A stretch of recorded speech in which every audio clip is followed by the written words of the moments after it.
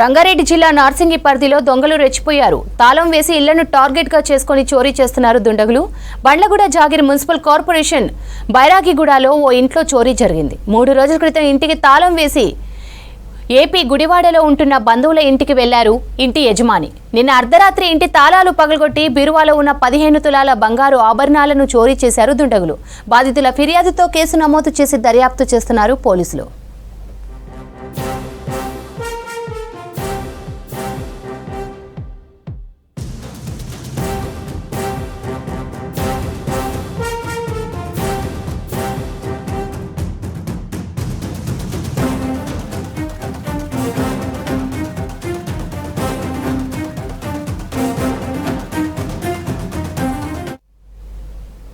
హైదరాబాద్లో మహిళల అమ్మకాలపై ఎన్ఐఏ దృష్టి పెట్టింది. గత నెల 26న హైదరాబాద్లో వెలుగు చూసిన రాకెట్లో బంగ్లా, బర్మా దేశానికి చెందిన మహిళలు ఉన్నట్లు తేలింది. హైదరాబాద్లోని చాదర్ఘాట్, ఖైరతాబాద్లో పోలీసుల దాడుల్లో 18 మంది పశ్చిమ బెంగాల్కు చెందిన వారిగా ఉన్నారు. అక్రమ వలసదారులు నకిలీ పేర్లతో చెలామణి అవుతూ సెక్స్ రాకెట్ నిర్వహిస్తున్నారని ఎన్ఐఏ అధికారులు గుర్తించారు.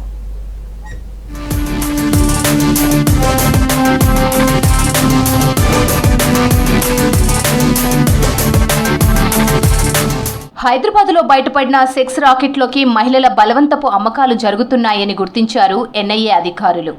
బంగ్లా, బర్మా దేశాల నుంచి చొరబాటు అంశాలపై విచారణ వేగవంతం చేసింది ఎన్ఐఏ. ఈ కేసులో ప్రధాన నిందితులుగా ఉన్న 6గురిని ఎన్ఐఏ అదుపులోకి తీసుకుంది. బంగ్లాదేశ్, బర్మాల నుంచి దేశంలోకి ఎలా వచ్చారన్న విషయాలపై ఎన్ఐఏ ఆరా తీస్తోంది. హైదరాబాద్లో వీరికి ఎవరు సహకరించారు, ఎవరు ఆశ్రయం ఇచ్చారనే అంశాలపై ఆధారాలు సేకరిస్తున్నారు అధికారులు.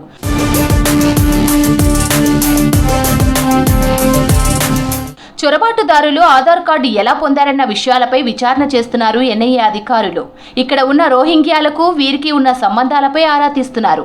2023 నవంబర్ 7న నమోదు చేసిన కేసుపై వేసిన ఛార్జ్షీట్లో హ్యూమన్ ట్రాఫికింగ్ కు పాల్పడిన 3 మయన్మార్ దేశస్థులపై వివరించారు. యువతులను వివాహం చేసుకుని అక్రమంగా దేశంలోకి చొరబడ్డారని తెలిపారు.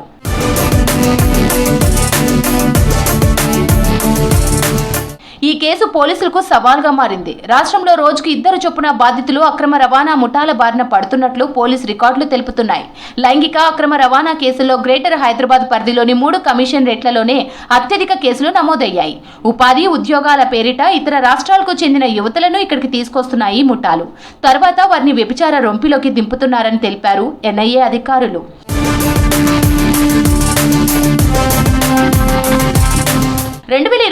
ఏడాదిలోనే ఎన్సీఆర్టీ రికార్డుల ప్రకారం మానవ అక్రమ రవాణా కేసుల నమోదులో తెలంగాణ రాష్ట్రం అగ్రస్థానంలో నిలిచినట్లు రికార్డులు చెబుతున్నాయి. బంగ్లాదేశ్ నుంచి యువతులను, చిన్నారులను హైదరాబాద్ సహా దేశంలోని మెట్రో నగరాలకు తీసుకొస్తున్నారని ఎన్ఐఏ విచారణలో వెలుగు చూసింది. రాష్ట్రంలో హ్యూమన్ ట్రాఫికింగ్, లైంగిక కేసుల్లో స్థానిక పోలీసులు నిర్లక్ష్యం ఉన్నట్లు ఎన్ఐఏ విచారణలో తేలింది.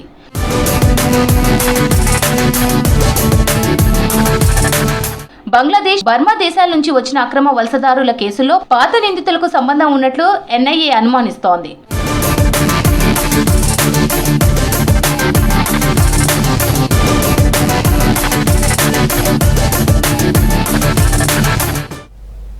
రాష్ట్రంలో ఎమ్మెల్యే కోట, ఎమ్మెల్సీ స్థానాలు ఏకగ్రీవం కానున్నాయి. 5 స్థానాలకు 3 పార్టీల నుంచి 5 సభ్యులు నామినేషన్ వేశారు. దీంతో పోటీ లేకుండా పోయింది. నామినేషన్ల విత్డ్రా గడువు ముగిసిన తర్వాత అధికారులు అధికారికంగా ప్రకటించనున్నారు.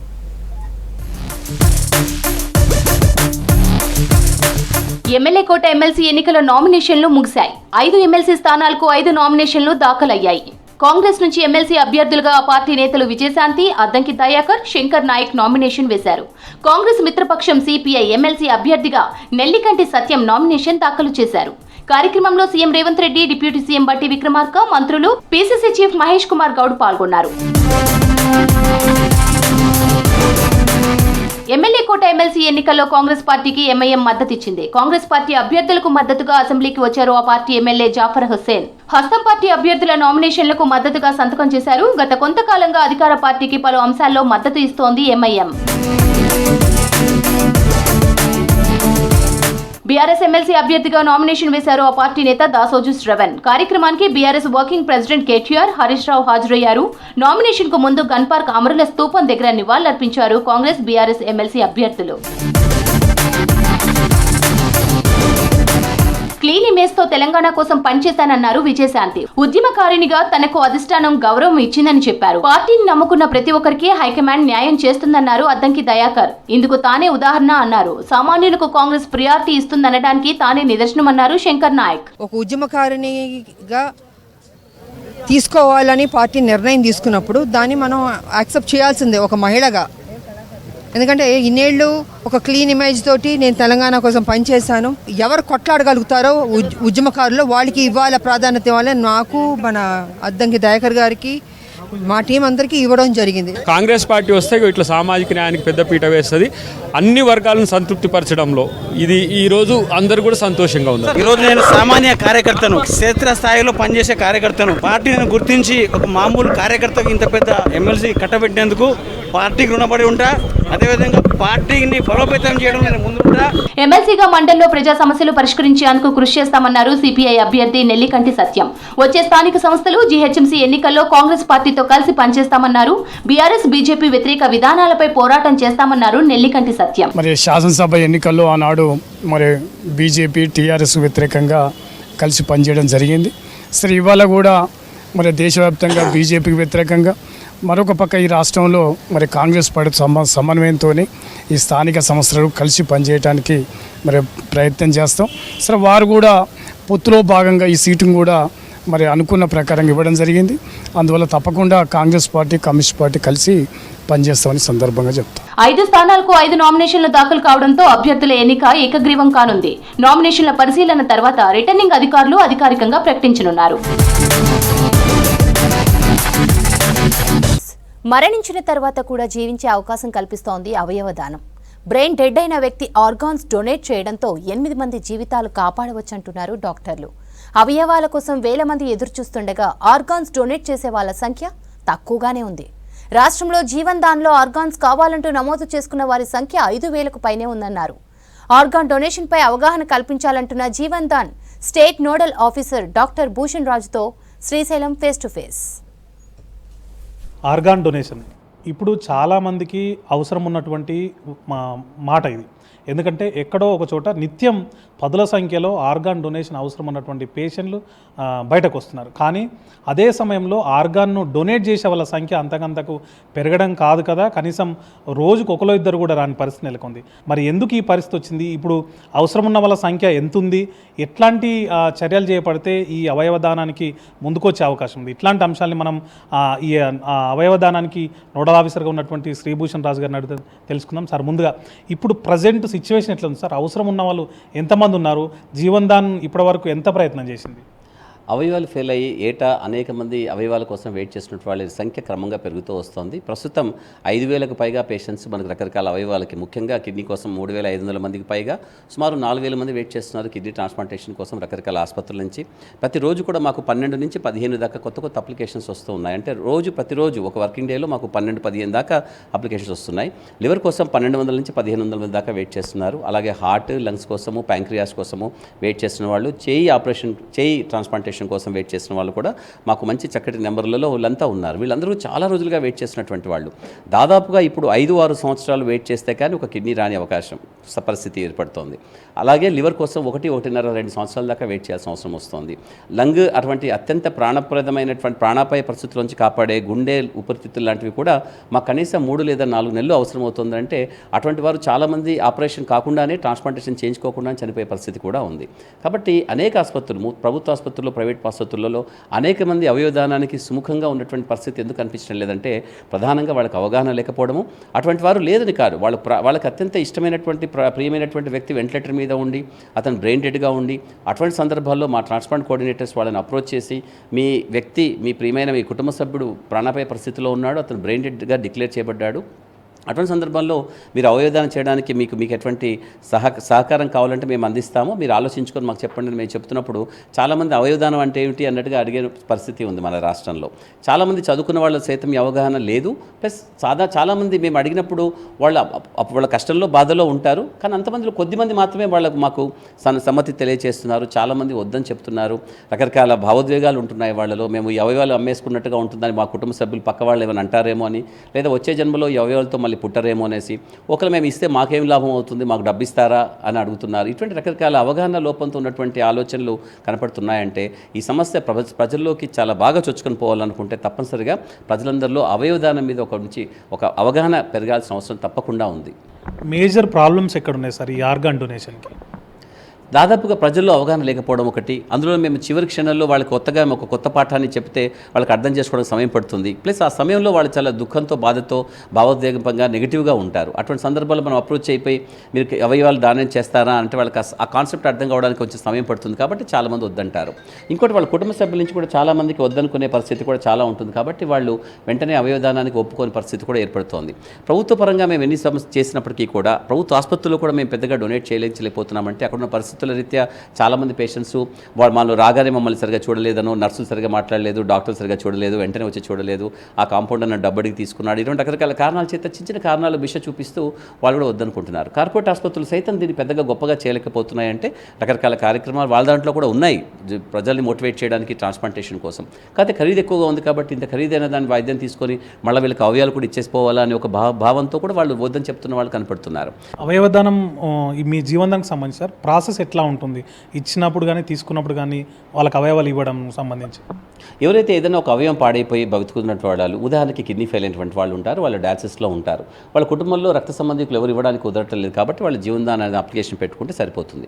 వాళ్ళు శారీరకంగా, మెడికల్గా అన్ని విధాలుగా చాలా చక్కగా ఉన్నారనుకో నిర్ధారించుకొని కొన్ని పరీక్షల ద్వారా రకరకాల అవయవాలు కూడా ఇంకా చాలా బాగున్నాయి, కేవలం కిడ్నీ మాత్రమే పాడైంది కాబట్టి కిడ్నీ మార్చుకోవడానికి తను శారీరకంగా సుముఖంగా ఉన్నాడు అని చెప్పేసి అక్కడ డాక్టర్లు నిర్ధారించి కొన్ని రిపోర్ట్లు చూపించి అప్లికేషన్ పెట్టుకోవడం ద్వారా మా దగ్గరికి వస్తే మేము అప్లికేషన్ ఇంకొక డాక్టర్ ద్వారా ప్రాసెస్ చేయించి ఈ అప్లికేషన్ ద్వారా అతని పేషెంట్ నిజంగా కిడ్నీ ఫెయిల్ అయినటువంటి వ్యక్తి, అతను తప్పకుండా కిడ్నీ మార్చుకుంటే బాగుంటుందని చెప్పి ఒక నిర్ధారణకు వచ్చేసిన తర్వాత వాళ్ళ అప్లికేషన్ ప్రాసెస్ చేసి మేము సమ్మతి తెలిపి వాళ్ళని లైన్లో పెడతాము.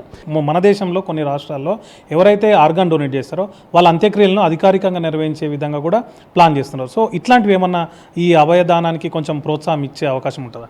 సో అవయదానానికి రకరకాల రాష్ట్రాలు రకరకాల పద్ధతుల్లో ప్రోత్సహించే కార్యక్రమాలు మీరు అన్నట్టుగానే, మీరు ఉదాహరించినట్టుగానే జరుగుతూ ఉన్నాయి. కొన్ని రాష్ట్రాల్లో ఆ జిల్లా కలెక్టర్ వెళ్ళి వాళ్ళ కుటుంబాన్ని పరామర్శించడము, అక్కడ ఉన్నటువంటి అంత్యక్రియలో పాల్గొనడం జరుగుతోంది. అలాగే వాళ్ళు డొనేషన్ చేసిన వాళ్ళ కుటుంబ సభ్యులకి కొన్ని ఉచితంగా ఏదో సంతలుగా ట్రాన్స్పోర్టేషన్ కోసం కానీ ఇక్కడ ఏంటంటే పవిత్ర కార్యక్రమాల్లో మనం డబ్బుని తీసుకురావడం అనేది మంచిది కాదు. కాబట్టి వాళ్ళు డొనేట్ చేయడం ద్వారా ఏ విధంగా కూడా మనం వాళ్ళకి డబ్బు రూపంలో ఏ విధంగా హెల్ప్ చేయడానికి ఉండదు. అయితే నోటో ద్వారా కొంతమందికి వాళ్ళ కుటుంబ సభ్యులు ఎవరికైనా కూడా కొంచెం వాళ్ళ ట్రాన్స్పోర్ట్ ఛార్జీల కోసం ఏదైతే వాళ్ళ పేషెంట్ని తీసుకెళ్ళిపోవడానికి ఇంటికి అంత్యక్రియలు నిర్వహించడం కోసం కొంచెం మనీ ఇవ్వడం జరుగుతోంది. వాళ్ళకి గౌరవంగా ఉండే విధంగా కొంచెం చూసుకొని కొంచెం మనీ ఇవ్వడం జరుగుతుంది. కానీ ఇక్కడ ఏ రూపంలో కూడా డబ్బుని తీసుకోవడం అనేది ప్రధానంగా ఉండకూడదు. ప్రపంచవ్యాప్తంగా కూడా నైతిక విలువకు లోబడి ఆర్గన్ డొనేషన్ అనేది ఒక నైతికంగా ఒక అద్భుతమైనటువంటి కార్యక్రమం, ఒక మనిషి యొక్క సంస్కారానికి అత్యంత పెద్ద గీటురాయి లాంటి కార్యక్రమం. కాబట్టి దీన్ని డబ్బు రూపంలో కొలమానంగా చూసి దాన్ని చూడడం అనేది తప్పుగా అనిపిస్తుంది. కాబట్టి నైతికంగా మనం దాన్ని ఇవ్వటం లేదు. చూసినాం కదా, ఖచ్చితంగా అవయవదానం అనేది ఒక పవిత్ర కార్యక్రమం అని, దీనికోసం స్వచ్ఛందంగా ఎవరైతే బ్రెయిన్ డెడ్ అయినటువంటి కుటుంబ సభ్యులు ఉంటారో వాళ్ళు ముందుకొచ్చి అవయదానం చేయడం ద్వారా మరింత మందికి జన్మనిచ్చిన వాళ్ళు అవుతున్నారు చెప్తున్నారు. తద్వారా మీ ఇంట్లో చనిపోయినటువంటి వ్యక్తిని ఎవరికైతే అవయవాన్ని దానం చేస్తారో వాళ్ళ రూపంలో బతికి ఉన్నప్పుడు చూసుకునే అవకాశం కూడా ఉంటుందని చెప్తున్నారు. మరోవైపు దీంట్లో ఈ అవయదానానికి సంబంధించి అవగాహన ఎక్కువ లేకపోవడం వల్ల చాలామంది ముందుకు రావడం లేదు. దానివల్ల అవసరం ఉన్న వాళ్ళ సంఖ్య ఎక్కువ ఉంటే ఇచ్చేవారి సంఖ్య చాలా స్వల్పంగా ఉందని చెప్తున్నారు. ఇంకా దీని మీద అవగాహన పెరగాల్సిన అవసరం ఉందని చెప్పి కూడా డాక్టర్ చెప్తున్నారు. కెమెరామెన్ శ్రీనివాస్తో Srisailam, V6 news, Hyderabad. Cyber నేరగాళ్లు కొట్టేసిన డబ్బును వెనక్కి తీసుకొచ్చారు సిటీ పోలీసులు. హైదరాబాద్కు చెందిన రిటైర్డ్ ప్రభుత్వ ఉద్యోగిని ఫెడెక్స్ కొరియర్ పేరుతో మోసగించారు సైబర్ నేరగాళ్లు. 43 లక్షల రూపాయలను తమ ఖాతాలకు బదిలీ చేయించుకున్నారు. బాధితుడు వెంటనే సైబర్ క్రైమ్ పోలీసులకు ఫిర్యాదు చేశాడు. కేసు నమోదు చేసిన పోలీసులు ఆయా బ్యాంకు ఖాతాల నుంచి 36,50,000 రూపాయలను రీఫండ్ చేశారు. దీంతో డబ్బులకు సంబంధించిన చెక్కును బాధితుడికి అందజేశారు సైబర్ పోలీసులు.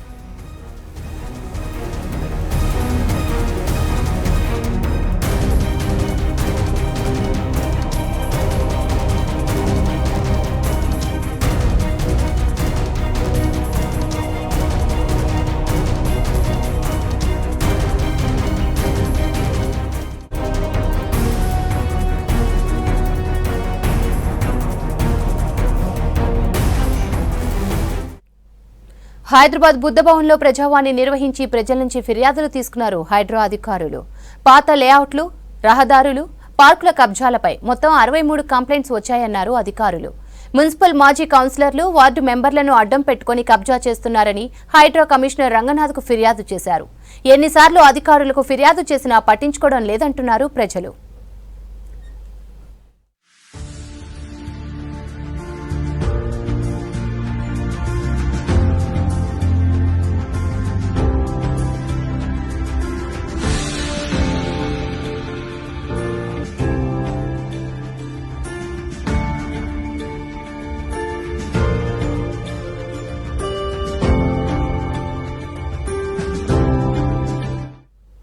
సిటీ సివిల్ కోర్టులో బార్ అసోసియేషన్ ఆధ్వర్యంలో 14 సంవత్సరాల మిలియన్ మార్చ్ దినోత్సవాన్ని ఘనంగా నిర్వహించారు.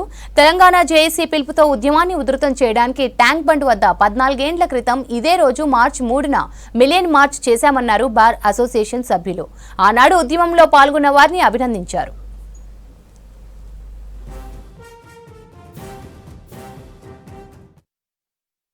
తెలంగాణ ఉద్యమం లోపల ఈ మిలియన్ మార్చ్ ఒక సువర్ణ అక్షరాలతో లిఖించబడినటువంటి టైం కాబట్టి దీన్ని మర్చిపోవద్దు. అదేవిధంగా ఇప్పుడు వచ్చినటువంటి ఏదైతే ప్రజాప్రభుత్వం ఉంటుందో ప్రజాప్రభుత్వాన్ని కూడా మేము డిమాండ్ చేస్తూ ఉన్నాం. ఆనాడు చేసినటువంటి ఉద్యమకారులను గుర్తిస్తా అన్నారు. ఉద్యమకారులను ఇంతవరకు గుర్తించలేదు. ఉద్యమకారులకు ఆనాడు ప్లాట్లు ఇస్తామని చెప్పి మాకు ఇప్పుడున్నటువంటి ప్రజాప్రభుత్వం డిక్లేర్ చేయడం జరిగింది. ఇంతవరకు ఉద్యమకారులను గుర్తించడం కాదు కదా, వాళ్ళకి ఇచ్చే సమస్య కనబడతలేదు. ఈ సందర్భంగా మేము ఈ ప్రజాప్రభుత్వానికి డిమాండ్ చేస్తున్నాం. తెలంగాణ న్యాయవాదులం అందరం కూడా ఇమీడియట్గా ఉద్యమకారులను గుర్తించాలి. రాష్ట్ర సాధన గురించి చాలా శ్రమపడ్డాం. మరి పోలీసులతో మరి ఇతరత్ర వేరే పార్టీల వాళ్ళతో కూడా చాలా ఇబ్బందులు పడి మరి జైలు పాలు కూడా మా మిత్రులందరూ కావడం జరిగింది. ఏదేమైనా ఒక న్యాయవాదులుగా మా పోరాటంలో భాగంగా మేము ఇక్కడ ఈరోజు మరి సంబరాలను జరుపుకుంటూ ఇంకా మున్ముందు కూడా రాష్ట్రాభివృద్ధి గురించి మరి ఎన్నో విధాలుగా ప్రాణత్యాగాలు చేశారు. మరి మా న్యాయవాదులు చాలా పోరాడారు. వాళ్ళ వృత్తిని కూడా వదులుకొని కూడా ఎంతో శ్రమపడి రాష్ట్రాన్ని సాధించుకున్నాం. అందు గురించి ఇక మున్ముందు కూడా ఇంకా చాలా సాధించుకోవాల్సిన అవసరాలు ఉన్నాయి. పర్టికులర్గా మా న్యాయవాదుల సమస్యల గురించి పోరాడతామని చెప్పేసి ఈ సందర్భంగా తెలియజేస్తూ మరి అందరికీ కూడా మిలియన్ మార్చ్ జరిగి ఇప్పటికీ 14 సంవత్సరాల సందర్భంగా కూడా శుభాకాంక్షలు తెలియజేస్తూ మేడ్చల్ జిల్లా కుత్బులాపూర్ గాంధీనగర్లోని శ్రీ రామలింగేశ్వర స్వామి ఆలయంలో చోరీ చేశారు దొంగలు. ఉదయం 3 గంటలకు గుడి తలుపులు పగలగొట్టి శివుడిపై ఉన్న ఆభరణాలను ఎత్తుకెళ్లారు. ఈ దృశ్యాలు సీసీ కెమెరాల్లో రికార్డ్ అయ్యాయి. దీంతో పోలీసులకు ఫిర్యాదు చేశారు ఆలయ నిర్వాహకులు. కేసు నమోదు చేసి దర్యాప్తు చేస్తున్నారు పోలీసులు. ఒకప్పుడు అంతర్జాతీయ క్రీడాకారులకు వేదిక మన భాగ్యనగరం. సిటీలో ఆ ఆటకు ఇప్పటికీ ఫుల్ క్రేజ్ ఉంది. అయితే గత ప్రభుత్వం పట్టించుకోకపోవడంతో చాలా ఏళ్లుగా నిర్లక్ష్యానికి గురైంది. అయితే ఇప్పుడు ఆ స్పోర్ట్కి తిరిగి పూర్వ వైభవం రానుంది. ఫార్మర్ ఫుట్బాల్ ప్లేయర్ల చొరవ, రాష్ట్ర ప్రభుత్వ సపోర్ట్తో ఫిఫా అకాడమీని ఏర్పాటు చేయడానికి గచ్చిబౌలి స్టేడియాన్ని పరిశీలిస్తున్నారు అధికారులు.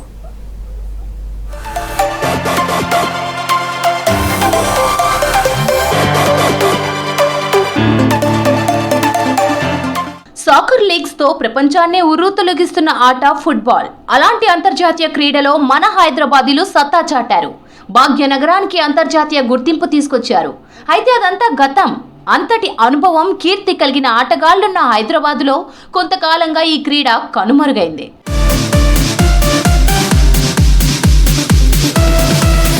పాతికేళ్ల క్రితం సలీం, కంగనా రాజ్, బల్రామ్, అమీన్ ఖాన్, మహమ్మద్ హబీబ్ లాంటి అంతర్జాతీయ ఫుట్బాల్ ప్లేయర్స్ ను అందించింది భాగ్యనగరం. 15 ఏళ్ల క్రితం ఉమ్మడి రాష్ట్ర ఫుట్బాల్ సంఘంలో అంతర్గత విభేదాలతో మరుగున పడిపోయింది. అయితే కొంతమంది ఫార్మర్ ప్లేయర్ల చొరవతో మళ్లీ ఈ ఆట తెర మీదకొచ్చినా ఆశించిన స్థాయిలో సహాయ సహకారాలు అందలేదు. గ్రామీణ ప్రాంతం నుంచి సౌమ్య లాంటి ప్లేయర్లు జాతీయ జట్టుకి ప్రాతినిధ్యం వహించినా గత ప్రభుత్వం ఆర్థికంగా ఆదుకోలేదు.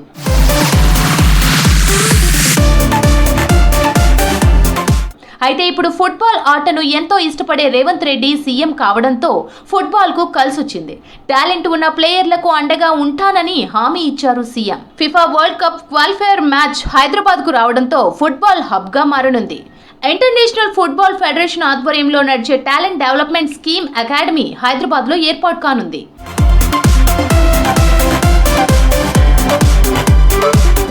యువ క్రీడాకారుల ప్రతిభను మెరుగుపరిచేందుకు ప్రపంచవ్యాప్తంగా వివిధ ప్రాంతాల్లో రెసిడెన్షియల్ అకాడమీలను నిర్వహిస్తోంది ఫిఫా. ఇందులో భాగంగా లోకల్ టాలెంట్ను గుర్తించి వారికి అత్యుత్తమ సౌకర్యాలతో శిక్షణ అందించి అవకాశాలను కల్పిస్తోంది. ఇండియాలో ఇప్పటికే భువనేశ్వర్లో ఈ అకాడమీ నడుస్తోంది.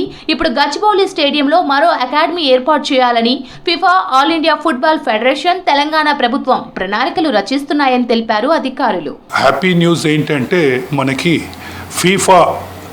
ఫీఫా అనేది మీకు తెలుసు ప్రపంచంలో అది పెద్ద ఆర్గనైజేషన్. సో వాళ్ళు ఏంటంటే ప్రతి కంట్రీలో ఒక హాస్టల్ ఓపెన్ చేస్తారు. మా all India football federation sports మా ప్రెసిడెంట్, మా సెక్రటరీ, మేమందరం ఫీఫాకు చాలా రిక్వెస్ట్ పెట్టాం. ఏమనంటే మాది పాపులేషన్ ఎక్కువ ఉంది, సో దయచేసి ఇంకొక అకాడమీ ఇస్తే బాగుంటుంది. సో మీ కాన్సెప్ట్ అయితే కంట్రీకి ఒకటే, బట్ మా పాపులేషన్ బట్టి మీరు కన్సిడర్ చేయండి అని చాలా రిక్వెస్ట్ చేస్తా పోయినాం. సో దానికి ఫీఫా ఒప్పుకొని ఒక 3-4 months నుంచి మనం కరెస్పాండెన్స్ స్టార్ట్ చేసాం. ఇప్పుడు కొత్త గవర్నమెంట్ స్పోర్ట్స్కి ఎంకరేజ్ చేస్తుంది. సో ఇది ఏంటంటే గవర్నమెంట్ ల్యాండ్, కొంత వాళ్ళకి హాస్టల్ ఫెసిలిటీస్ అవన్నీ ఇస్తే ఫీఫా నుంచి వాళ్ళు కోచెస్ని పెట్టి వాళ్ళకి శాలరీస్ ఇచ్చి అంత వాళ్ళు త్రూఅవుట్ ఇండియాలో సెలెక్షన్ చేస్తారు. ఇది అండర్ 13, అండర్ 14 బాయ్స్ని వాళ్ళు సెలెక్ట్ చేసి వాళ్ళు దీన్ని క్యాంప్ చేసి వాళ్ళు ఒక 2-3 yearsలో పిల్లల్ని మంచి భవిష్యత్తు చేయాలని వాళ్ళ ఉద్దేశం ఉంది. తొందరలోనే గచ్చిబౌలి స్టేడియం పక్కనే మనం ఒక 5 acres ల్యాండ్ ఇస్తామన్నారు గవర్నమెంట్ నుంచి కూడా. తర్వాత అది మన పక్కన స్పోర్ట్స్ విలేజ్ అనే బిల్డింగ్ ఉండేది. ఆ బిల్డింగ్ని మన ఈ కరోనా పీరియడ్లో దాని హాస్పిటల్ కింద కన్వర్ట్ చేస్తుండే కదా, అది మళ్ళీ స్పోర్ట్స్కే తీసుకుంటున్నాము. సో అవి కూడా ఇవన్నీ గ్రౌండ్స్ చేసి హాస్టల్ తొందరనే అవుతుందని ఆశిస్తున్నా. గవర్నమెంట్ కూడా పాజిటివ్గా ఉంది, మా ఫెడరేషన్ కూడా పాజిటివ్గా ఉంది. ఈ అకాడమీతో రాష్ట్రంలో ఆసక్తి ఉన్న క్రీడాకారులకు అవకాశాలు వస్తాయని, హైదరాబాద్లో ఫుట్బాల్కు పూర్వ వైభవం వస్తుందని ఆశిస్తున్నారు ఫార్మర్ ప్లేయర్స్.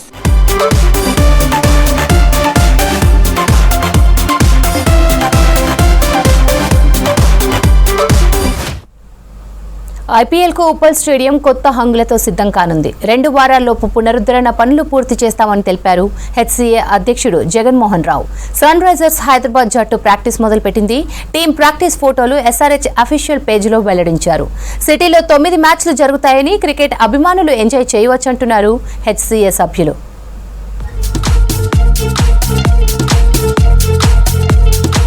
విధ్వంసకర బ్యాటింగ్ కు మారుపేరుగా ఉన్న సన్ రైజర్స్ హైదరాబాద్ గత ఏడాది ఐపీఎల్లో అదరకొట్టిన విషయం తెలిసిందే.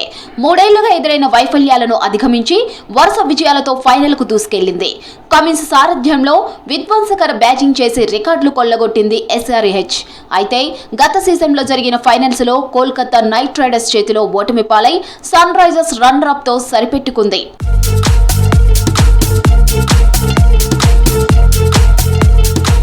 అయితే టైటిల్ చేజారిన అద్భుత ప్రదర్శనతో ఆకట్టుకొని ప్రేక్షకుల మనసులు గెలుచుకుంది ఆరెంజ్ ఆర్మీ. ఇక ఏడాది సన్ రైజర్స్ సరికొత్తగా అభిమానుల ముందుకు రానుంది. ఐపీఎల్ 2025 మెగా వేలానికి ముందు 5 ఆటగాళ్లను రిటైన్ చేసుకున్న ఎస్ఆర్హెచ్ యాజమాన్యం హెన్రిచ్ క్లాసన్ కోసం అత్యధికంగా 23 కోట్ల రూపాయలు ఖర్చు చేసింది. ఫ్యాట్ కమిన్స్ ని 18 కోట్లు, అభిషేక్ శర్మని 14 కోట్లు, ట్రావిస్ హెడ్ ని 14 కోట్లు, నితీష్ రెడ్డిని 6 కోట్లకు దక్కించుకుంది ఎస్ఆర్హెచ్. ఇక వేలంపాటలో భాగంగా టీమిండియా స్టార్లు ఇషాన్ కిషాన్, మహమ్మద్ షమీలను కొనుగోలు చేసిన సన్ రైజర్స్ కమిన్స్ సారథ్యంలోనే టీమును బరిలోకి దించుతామని ప్రకటించింది.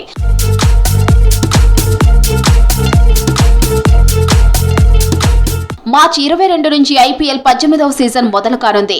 Defending champion Kolkata night riders, royal Challengers Bengaluru మధ్య మ్యాచ్తో ఈ లీగ్ ప్రారంభం కానుంది. మార్చి 23న సన్ రైజర్స్ హైదరాబాద్ ఉప్పల్ స్టేడియంలో రాజస్థాన్తో తొలి మ్యాచ్ ఆడనుంది. అందుకోసం ఎస్ఆర్హెచ్ టీం హైదరాబాద్ క్యాంప్ స్టేడియంలో ప్రాక్టీస్ మొదలుపెట్టింది.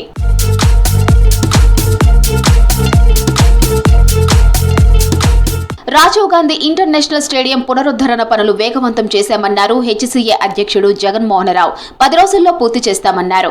ఈసారి హైదరాబాద్ ఎలుకు పండుగే అని ఇక్కడ 9 మ్యాచ్లు జరుగుతాయన్నారు. 2025 SRH స్క్వాడ్ చాలా స్ట్రాంగ్ గానే కనబడుతుంది. And of course auction start కాకముందు ఇంపార్టెంట్ ప్లేయర్స్ వాళ్ళు రిటైన్ చేసుకున్నారు. మరి చూడాలి, లాస్ట్ ఇయర్ అయితే చాలా బ్రహ్మాండంగా రాణించారు. ట్రావిస్ హెడ్ అండ్ అభిషేక్ జోడీ అదిరిపోయే పర్ఫార్మెన్స్ కనబరిచింది. అండ్ ఈ సంవత్సరం కూడా నేను అనుకుంటాను అదే పర్ఫార్మెన్స్ వాళ్ళది కొనసాగాలి. ఛాన్సెస్ అద్భుతంగానే కనబడుతున్నాయి. అండ్ నితీష్ కుమార్ రెడ్డి ఎంత తక్కువ మాట్లాడితే అంత మంచిది, because everybody knows about him. 20 రోజుల్లో IPL 2025 18వ సీజన్ కోసం SRH టీం సిద్ధమైందని చెప్పవచ్చు. సన్ రైజర్స్ జట్టు ప్రాక్టీస్ మొదలుపెట్టి ఊపు మీద ఉంది ఆరెంజ్ ఆర్మీ. ఉద్యోగాల కోసమని వెళ్లి థాయిలాండ్లో బందీలుగా మారి బలవంతంగా సైబర్ వెట్టి చాకరికి గురవుతున్న వందలాది మంది భారతీయ యువతకు విముక్తి లభించింది. కేంద్ర హోంశాఖ సహాయ మంత్రి బండి సంజయ్ జోక్యంతో వీరందరినీ స్వదేశానికి రప్పించే ఏర్పాట్లు చేస్తున్నారు అధికారులు. మొత్తం 540 మంది బందీలను గుర్తించగా వీరిలో తెలంగాణ, ఏపీకి చెందిన 42 మందిని గుర్తించారు అధికారులు. వీరందరినీ 2 విమానాల్లో థాయిలాండ్ నుంచి భారత్కు తరలించనున్నారు.